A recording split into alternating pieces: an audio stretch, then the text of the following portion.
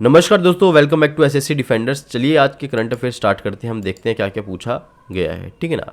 सबसे पहला न्यूज़ में क्या चीज़ है, सबसे पहले न्यूज़ में खटिया विलेज है ना, वो कौन से एज से रिलेटेड है। तो क्या वो आयरन एज से रिलेटेड है, क्या ब्रॉन्ज एज से, क्या सिल्वर एज से, क्या गोल्ड एज से। आंसर है इसका ब्रॉन्ज एज, ठीक है ना। अब देखते हैं पर्टिकुलर चीज़ वो न्यूज़ में क्यों था, वो न्यूज़ में वो देखते हैं, ठीक है ना। असली में क्या है कि देखो, असली में न्यूज़ में इसलिए था बिकॉज क्या है कि अगर मैं बात करूं कि एक ना प्री अर्बन सिमेट्री मिली है जो कि बेसी बात, ठीक है ना। उसकी डेट क्या है, 1200 ईयर्स बैक है, सिंपल सी बात, ठीक है ना। लगभग लगभग इंडस वैली सिविलाइजेशन का जो प्री अर्बन फेज़ है, मतलब कि जो स्टार्टिंग वाला फेज़ है, वो वाली जो है इसकी एज है।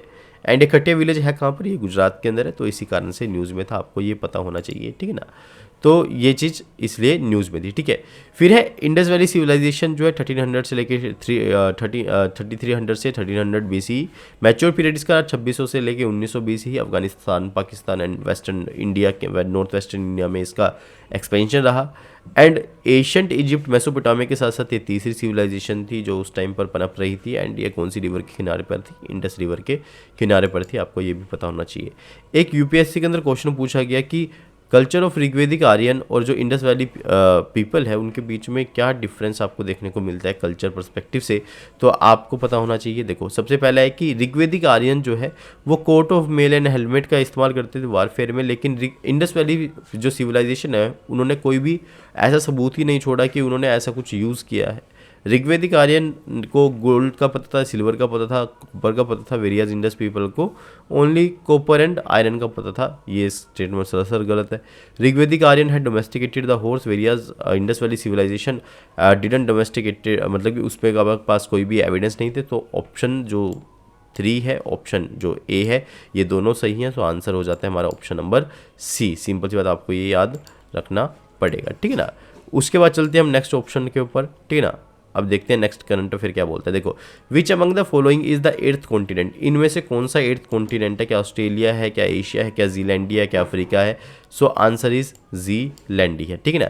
जीलैंडिया जो है ना वो एर्थ कॉन्टिनेंट है, पहले भी न्यूज़ में था, अब ये फिर से न्यूज़ में आ रहा है, सिंपल सी बात, ठीक है ना। अब जीलैंडिया क्या है, अंडर वाटर कॉन्टिनेंट है, जो कि बेसिक बात, ठीक है ना, साउथ ईस्ट ऑफ ऑस्ट्रेलिया में है, ठीक है ना।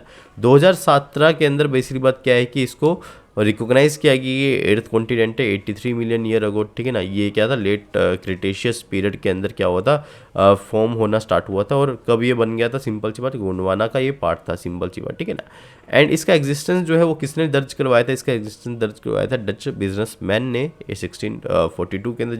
एंड सेलर एबल तास्मान ने इसका जो है एग्जिस्टेंस दर्ज करवाया था, ठीक है। Next is who is first deaf lawyer of the SC, ठीक है ना। भाई फर्स्ट जो डेफ लॉयर है वो कौन है एससी के, क्या सारा सनी है, क्या अजय हिंदुजा है, क्या राम शरण मिश्रा है, क्या अजय त्यागी हैं। आपको क्या लग रहा है कौन है, ठीक है ना। अगर आपने आंसर लगाया है सारा सनी तो आप बिल्कुल सही हैं, ये जो है वो डेफ लॉयर है, सिंपल सी बात, आपको पता होना चाहिए। फिर खामटी राइस, याक चुरपी, तांगसा टेक्सटाइल, अगर आपको याद हो तो याक चुरपी तो कल भी हमने पढ़ा था। तो Khamti rice, yak churpi and Tangsa textile belongs to which of the state, कौन सी स्टेट से बिलोंग करते हैं, जल्दी जल्दी बताइए। क्या असम से, क्या मिजोरम से, क्या अरुणाचल प्रदेश से, क्या नागालैंड से। अगर आपका क्या आंसर है अरुणाचल प्रदेश तो आप बिल्कुल सही है, ये अरुणाचल प्रदेश को। अब ये न्यूज़ में क्यों थे, बिकॉज इन सबको क्या है कि जीआई टैग मिला है, तो इसी कारण से न्यूज़ में थे, ठीक है।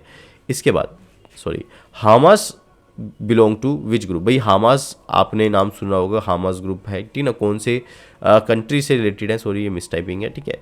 तो क्या इजराइल से हैं, क्या पैलेस्टीन से हैं, क्या इटली से हैं, क्या ईरान से हैं। अगर आपने लगाया आंसर पैलेस्टीन तो सही है, ठीक है ना। देखो अभी क्या है कि इजराइल के बीच में और किसके बीच में, पैलेस्टीन के बीच में, इन दोनों के बीच में वारफेयर हो रहा है, सिंपल सी बात, ठीक है ना।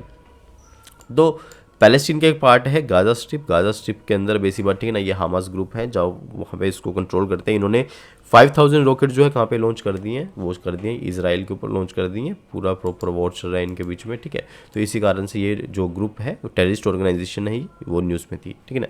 Which edition of the GST council concluded recently, क्या वो 52 है, 51 है, क्या है 50 है, क्या वो 49 है, क्या कौन सी है, ठीक है ना। तो आंसर क्या होगा, आंसर होगा 51, जो 51 सेकंड जो है जीएसटी काउंसिल की, वो जो है अभी कंक्लूड हुई है। अब देखते हैं कि क्या क्या उसके अंदर कैसे कैसे जीएसटी काउंसिल के क्या है। अभी देखो अगर मैं जीएसटी काउंसिल की बात करूँ, सिंपल सी बात, ठीक है ना, ये कॉन्स्टिट्यूशनल बॉडी है, आर्टिकल 279 में आती है, 101 कॉन्स्टिट्यूशन अमेंडमेंट एक्ट 2016 के साथ एक क्रिएट करी गई।